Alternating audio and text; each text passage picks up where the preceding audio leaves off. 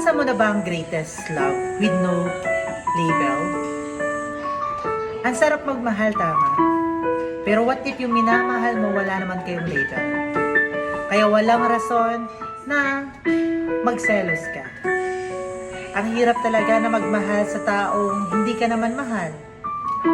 Yung tipong sobrang close nyo sa isa't isa, sobrang lambing nyo, pero wala naman kayong label. Ang hirap magselos kapag wala talagang label.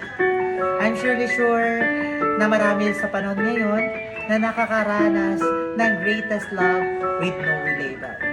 Mahal na mahal natin siya.